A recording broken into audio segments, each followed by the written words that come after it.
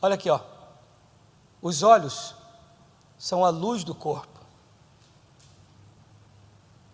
Pastor, o meu caminho é obscuro, o meu caminho é terrível. Por que você acha que é? A palavra de Deus já dá a resposta.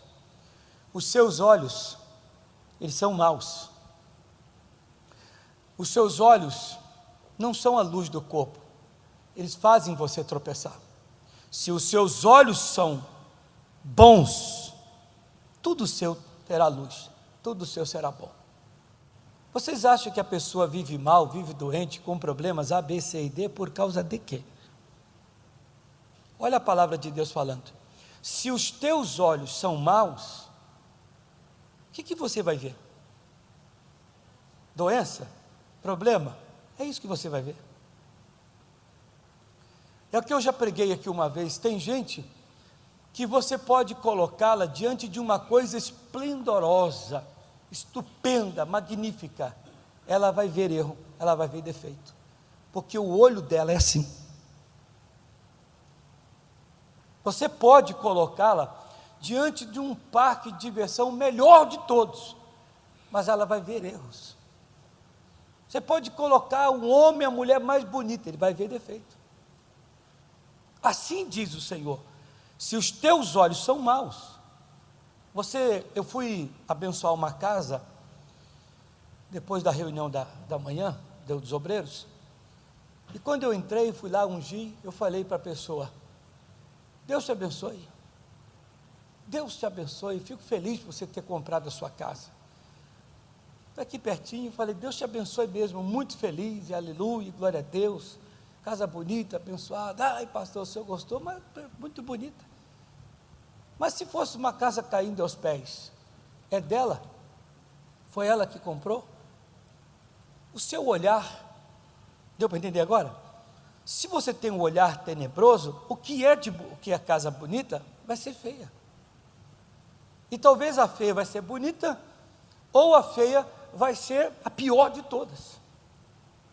Mas quando a pessoa tem um olhar, segundo a palavra de Deus, que é luz para o corpo todo, ela não se vê doente, não se vê no sofrimento, não se vê mal.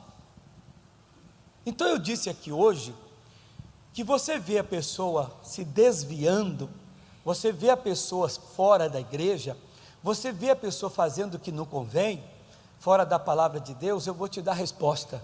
Por que isso acontece? Quando a pessoa ela tem nos seus olhos uma espécie de escama, ela sofre.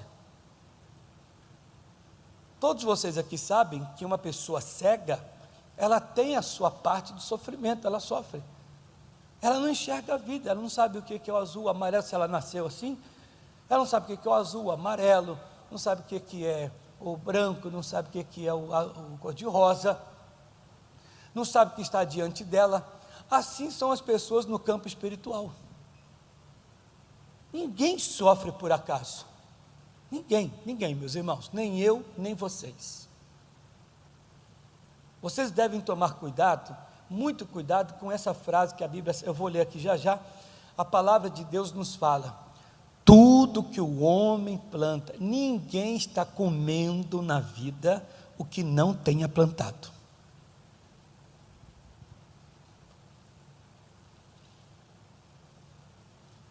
Espera aí, pastor,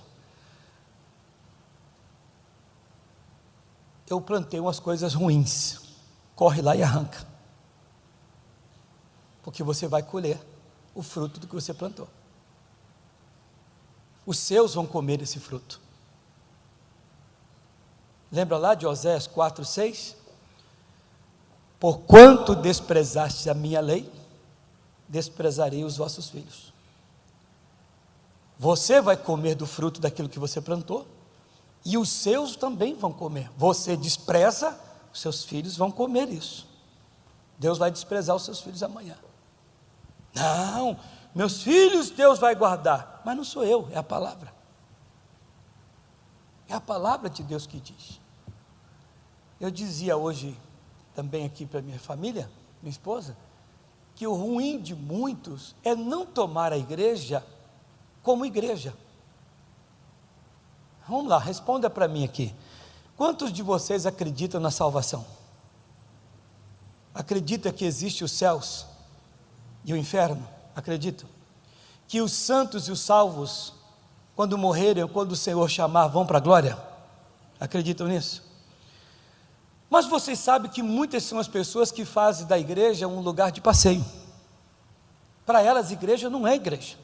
Igreja para elas não é um lugar de adoração, um pedaço dos céus que ela já está se preparando para amanhã não ser estranha. Ela não faz da igreja, igreja. O lugar que ela vai para orar, para adorar, para buscar a Deus, e fazer da igreja ali um pedaço do céu, que amanhã quando ela entrar, ela não vai ser nem estranha no reino dos céus, porque ela já vive isso, já vive a adoração, já vive o louvor. Tem gente que não acredita mais na salvação, não tem temor. Se tem uma coisa que eu ensino, e bato aqui nessa tecla, não perca tempo com quem não tem temor a Deus. Se você quer uma ajuda minha, não perca tempo com quem não tem temor. Guarda isso, pode guardar e colocar lá, pastor da fé.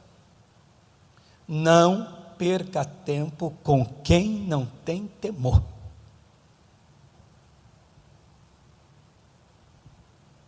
Jesus diz: não repreenda o escarnecedor, porque quanto mais você repreender, mais ele te escarnece.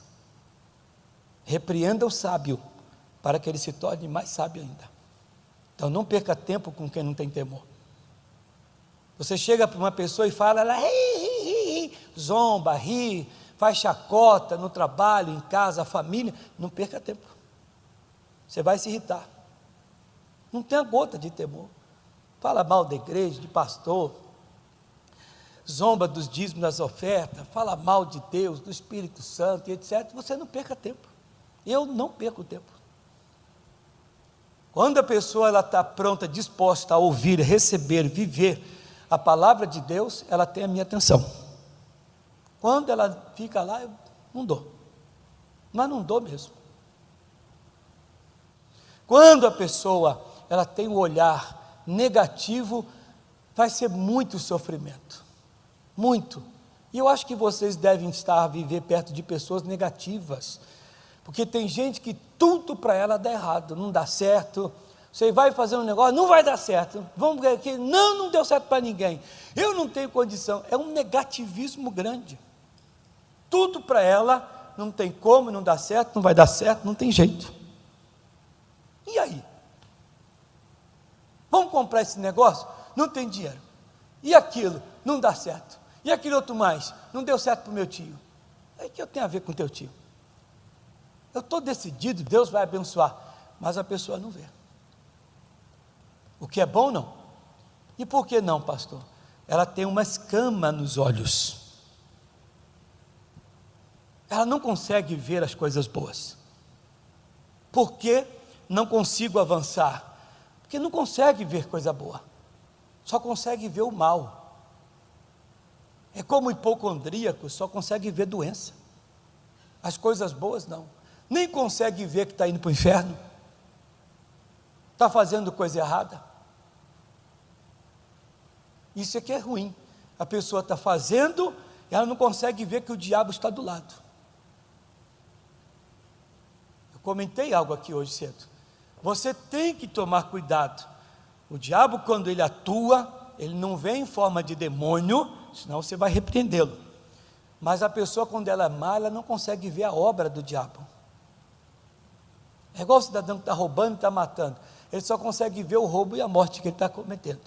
Mas ele não consegue ver que ele vai sofrer na cadeia, que vai ficar anos preso, ele não consegue ver. Ele só consegue ver o que ele está fazendo, mas as consequências não. O jeito que você está medindo, o jeito que você está tratando, você será tratado pelos homens e por Deus. Não tem essa conversa de que, Deus é amor. Afirmo, primeira carta de João 4,8. Deus é amor, Deus é caridade. Mas não se esqueça que Ele também tem um nome poderoso. Jeová Tsidkenu, Ele é o Senhor da justiça. Deus não faz injustiça, Deus faz justiça. Se você agiu de tal forma, não espere outra da parte de Deus. Se você plantou azeitona, não queira colher uva. Deus não vai deixar isso. Os 2 olhos que eu tenho são para abençoar a mim, não abençoar vocês. Os olhos que eu tenho são para iluminar a minha vida, o meu corpo, não de vocês. Os olhos de vocês são para abençoar e iluminar o corpo de vocês, e não o meu e nem de ninguém. Mas geralmente, a pessoa ela quer iluminar a vida dos outros, quando os seus olhos foram colocados no corpo, na face, para iluminar o corpo dela, a vida dela, para que ela veja se ela está certa ou se ela está errada. Mas geralmente a pessoa quer usar os seus olhos para terceiro, quando os olhos é para si. Os meus olhos é para que eu enxergue o meu caminho, não o caminho de ninguém. Por isso o Senhor diz: você não tem que tirar nada de ninguém, julgar a vida de ninguém, querer iluminar a vida de ninguém. É a sua. É você que tem que ver se os seus pés, se as tuas pernas estão erradas.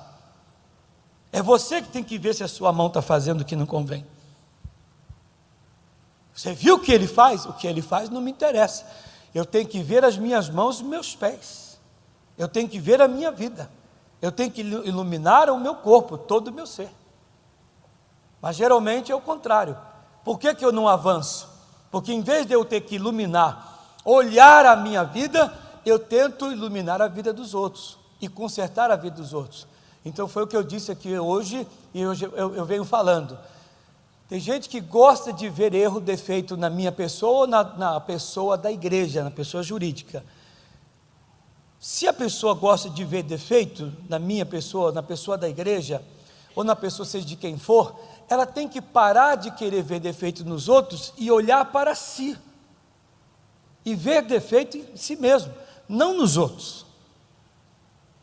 Porque geralmente a pessoa que quando quer ver defeito e acha defeito nos outros, lembra dessa historinha, pessoal? Todo mundo já sabe disso, né? Ela aponta um dedo para ela, mas tem 4 apontando para si. Então não pode. Ela diz: fulano está errado. E você já viu se você está? Mas o que ela comete eu não cometo? Provavelmente que não, que o dela seja bem inferior do que o seu. Que isso? Você está enganado? Vamos lá, vamos estudar um pouquinho rapidamente aqui, bem rapidinho, vamos lá comigo, gente. Vamos lá. Deus mandou Saul destruir todos os amalequitas, todos. O Saul matou os soldados, homens, mulheres, e poupou a vida dos animais, dos amalequitas, e poupou a vida do rei Agag. Pois bem, os animais e o rei Agag. Vamos ao pecado de Saul.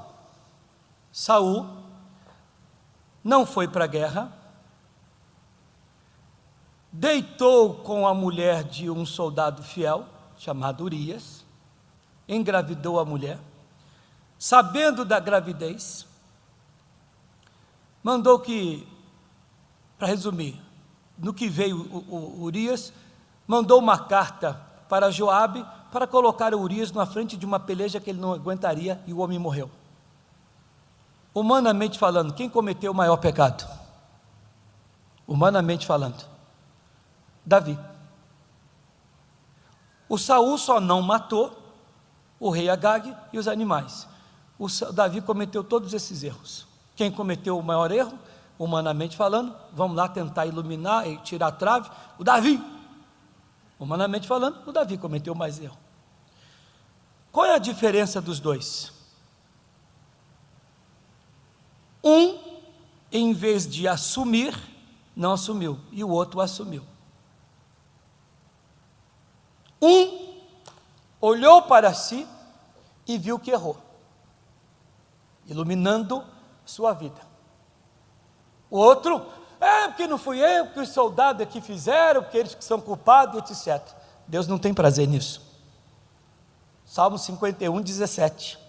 O Salmo 51 é a oração do Davi, que ele fez por causa do seu erro, do seu pecado. E no versículo 17 diz: a um coração aquebrantado, arrependido, Deus não despreza. Já o Saul, eu não tenho nada a ver com isso.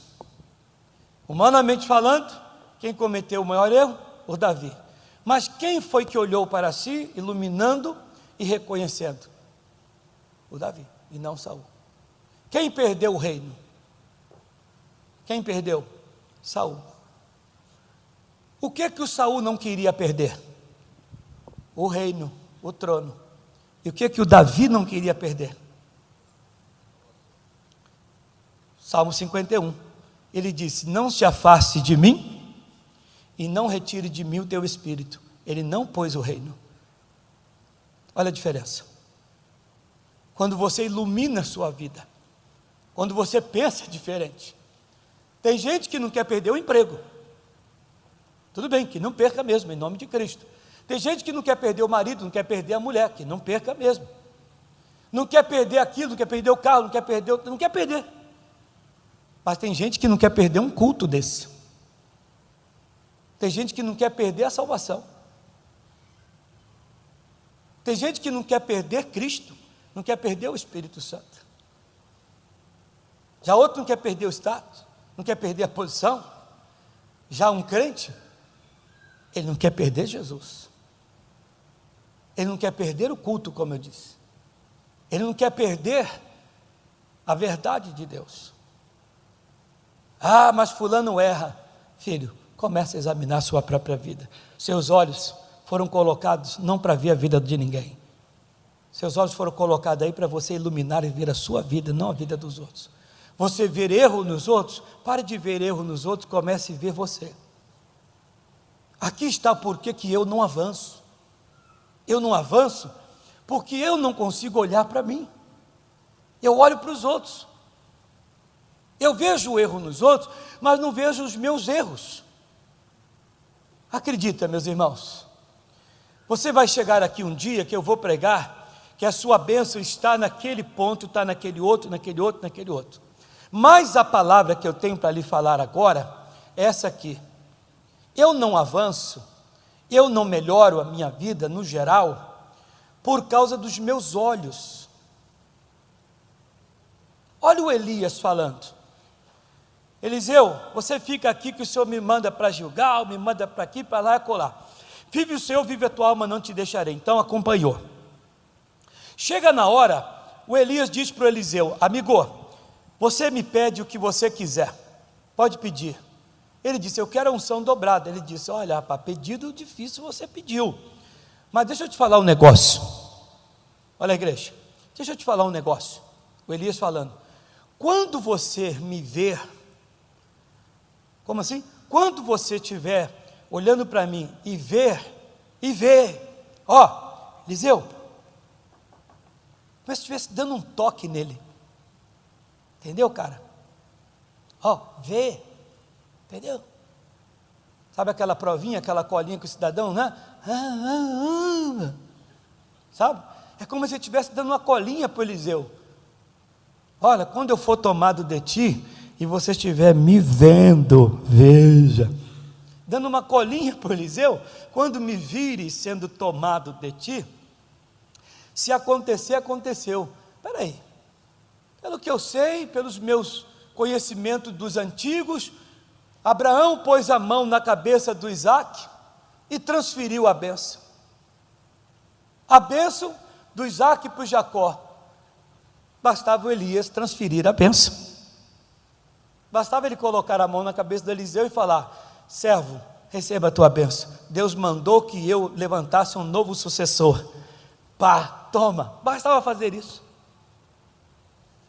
Mas não era desse jeito que tinha que acontecer, porque dependia do Eliseu, por gentileza, ver a sua bênção.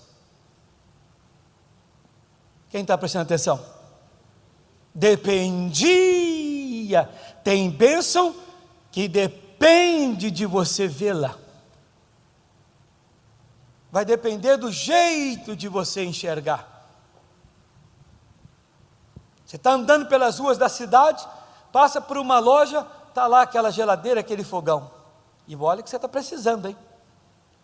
Quanto você tem para dar de entrada? Nada. Quanto você tem de dinheiro? Nada. Nenhuma condição? Não. Mas Deus está lá e faz você ver. E você não entende. Tem bênção que vai acontecer quando você ver e você entender.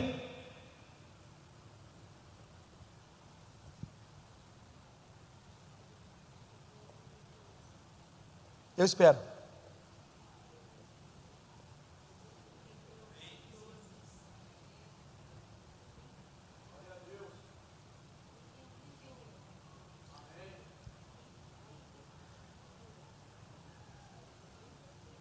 É ruim de falar amém, pessoal? Agora não adianta não, agora você perdeu. Você vai ver e vai ficar só vendo. Bem feito. Eu sou verdadeiro, tá? Comigo não tem erro nem beira não. Vocês têm que prestar atenção, pessoal. Vocês não estão prestando atenção, caramba?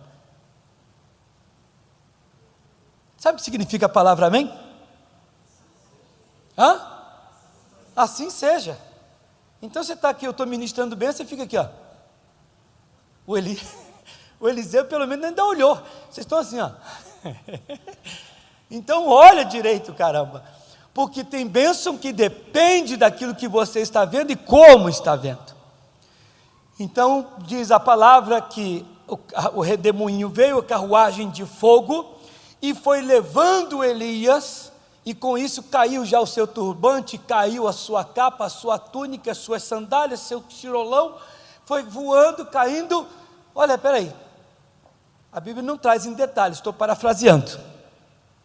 Olha aqui para mim, eu estava de paletó, mas vamos dizer que eu estivesse de paletó agora. Veio a carruagem e me leva aqui agora. Então vai cair aqui, ó, minha aliança, meu relógio, meu sapato, a meia, a roupa de baixo, o cinto, vai cair a calça, a camisa, a gravata, tudo que não é dos céus, que é terreno, vai sair de mim, vai cair. Só que o Eliseu prestou atenção numa coisa, como se dando aquela colinha, quando me vires.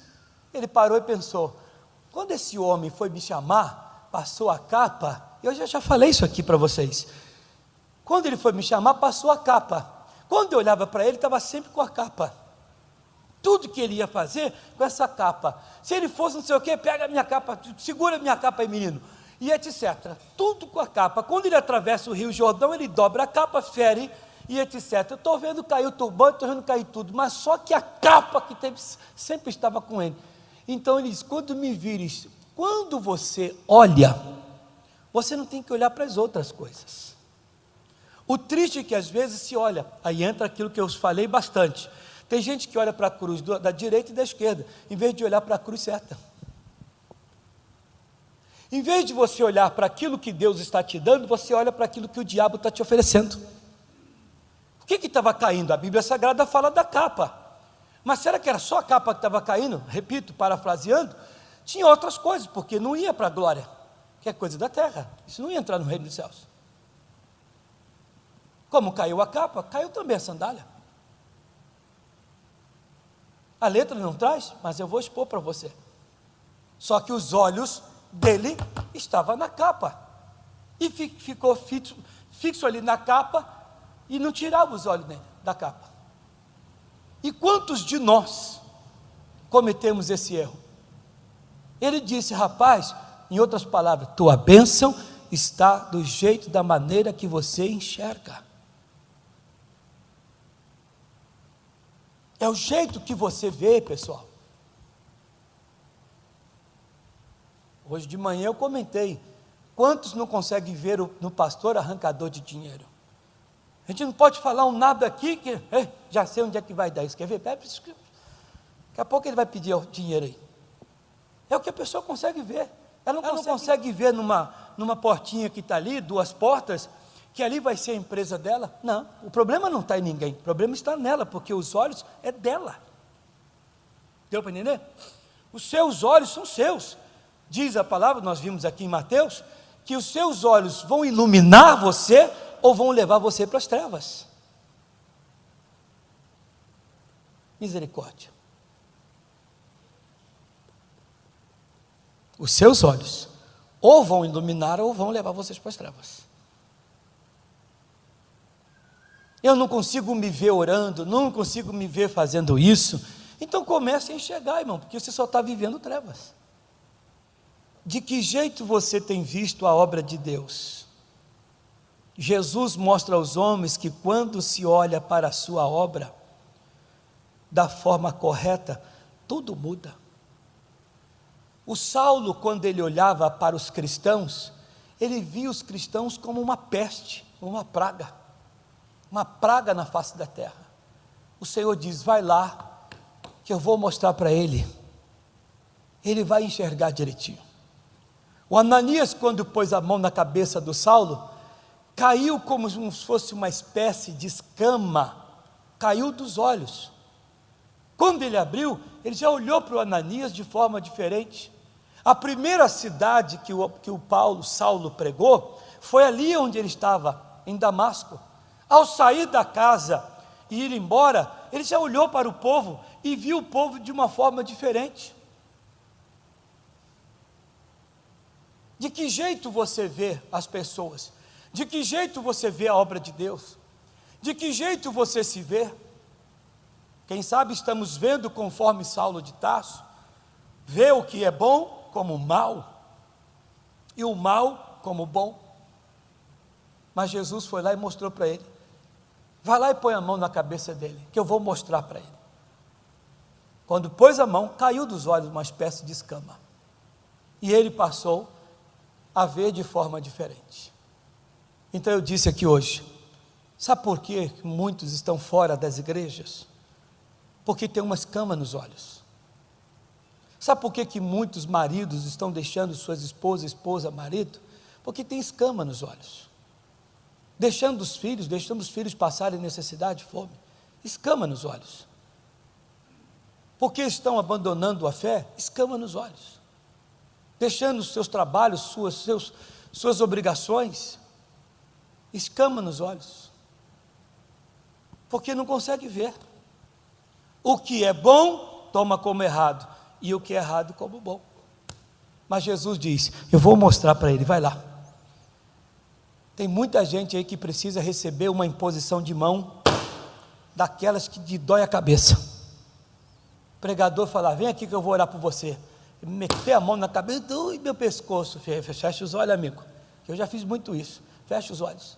E orar daquela oração de arrancar tudo lá do pé. Fala, e agora? Rapaz, eu quero Jesus, eu quero servir a Cristo, eu quero mudar de vida, porque tem gente com essa escama nos olhos, não vai para frente, nada do que é dela, irmãos, vai para frente, melhora.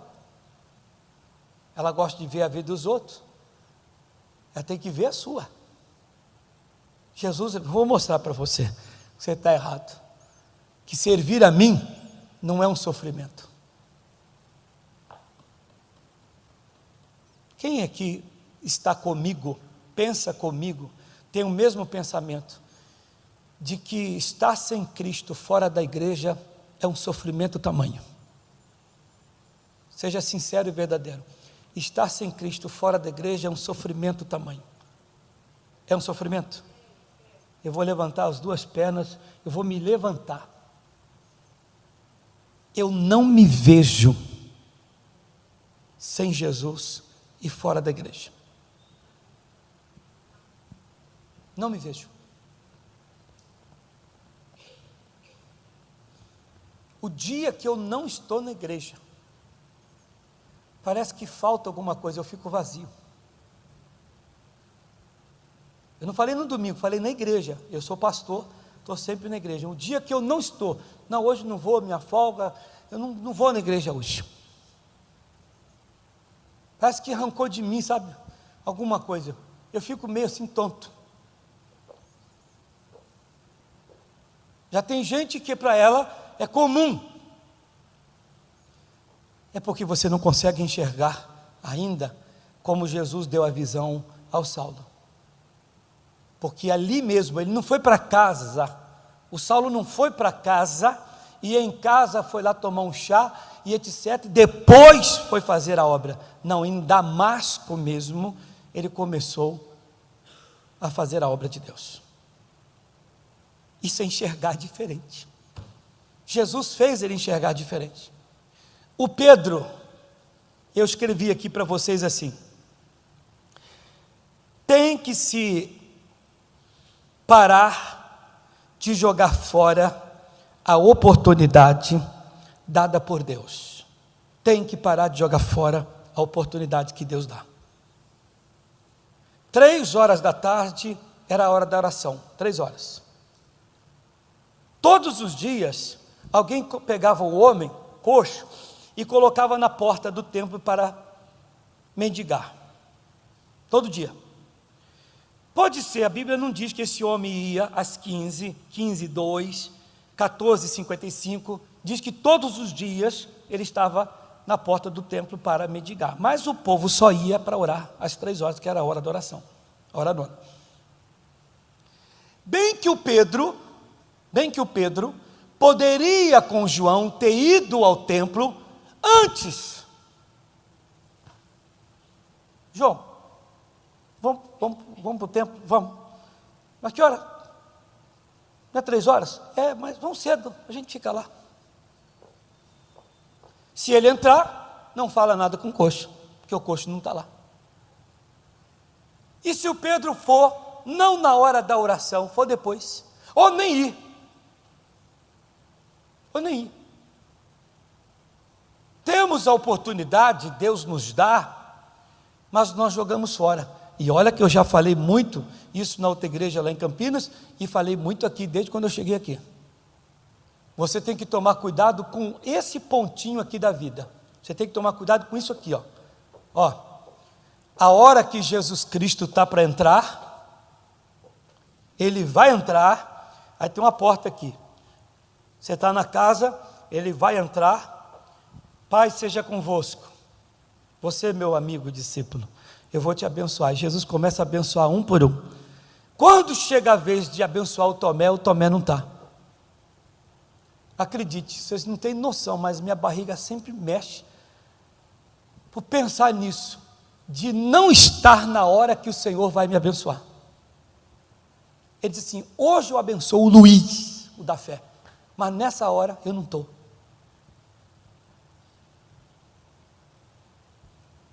Vocês não têm noção do temor que eu tenho disso.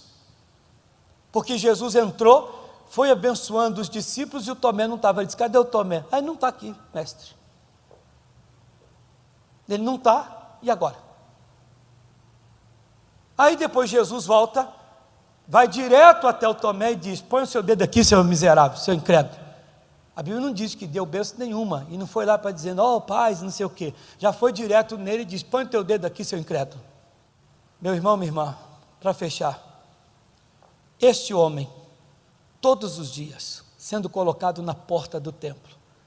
Tem gente que tem a oportunidade de estar no lugar certo, na hora certa, no momento em que Deus vai operar, mas não consegue ver.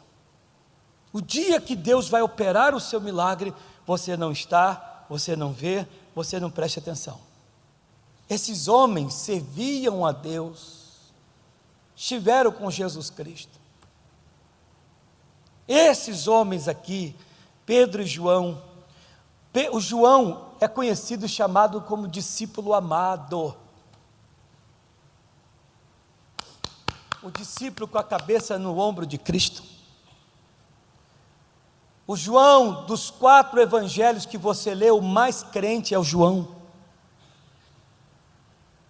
João, o chegado de Jesus Cristo, que reescreveu o Evangelho, as 3 epístolas, escreveu o Apocalipse, o discípulo mais chegado para receber a graça de escrever o livro da profecia.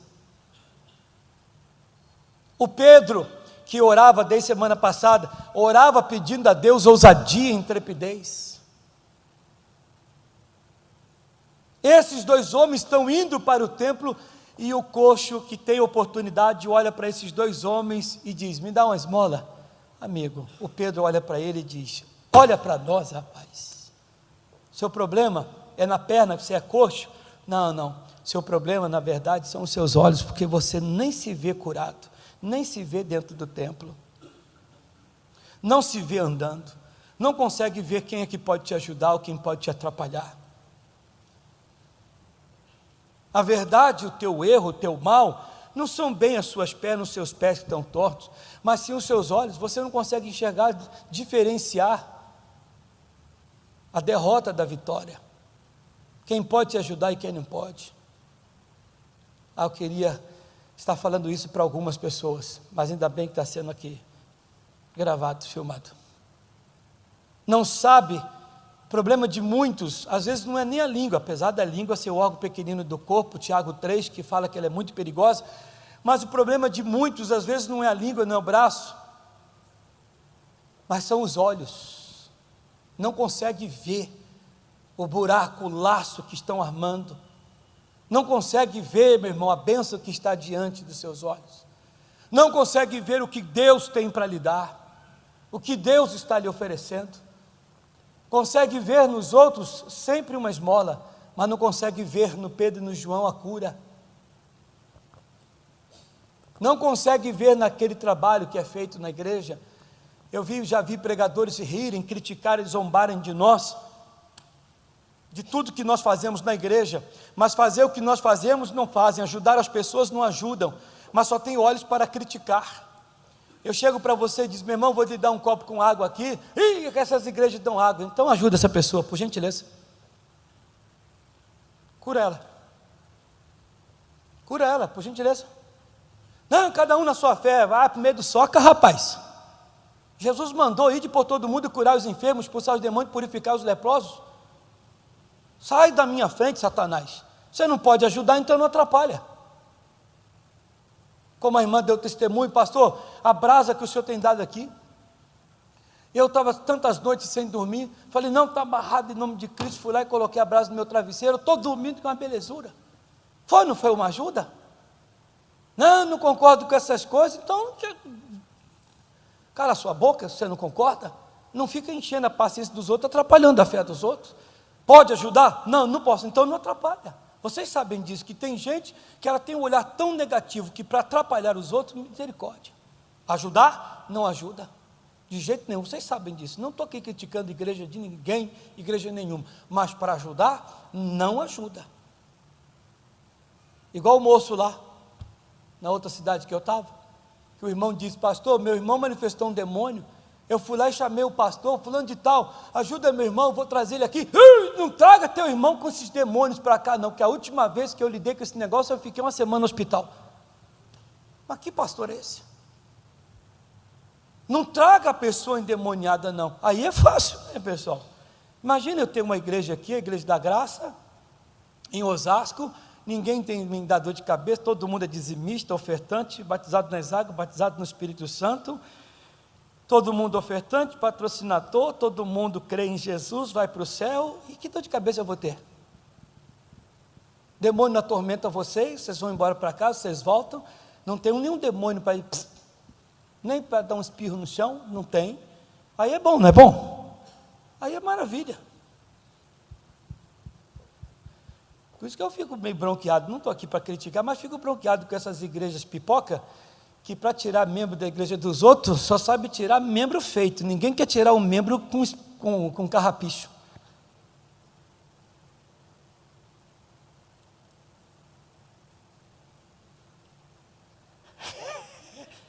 É ou não é, gente? Tirar o camarada que está com carrapicho, cheio de costume, dedo no nariz e tal, melequento, ninguém tira. Agora quer tirar o camarada que já está bem, já não tem demônio. O pastor da Igreja da Graça já tirou. Já arrancou o demônio, já fez esse dizimista, ofertante. fala em línguas e etc. Aí é fácil. Quero ver tirar o cidadão que entra na igreja assim, ó, e avança no pastor. Aí esse ele não quer, fala, não, sai daqui, ô fulano, tira da igreja, mas é demônio. Esse demônio, não, tira, manda para aquela igreja lá, aquela igreja que mexe com isso. Aí depois tira, o irmão está na igreja errada.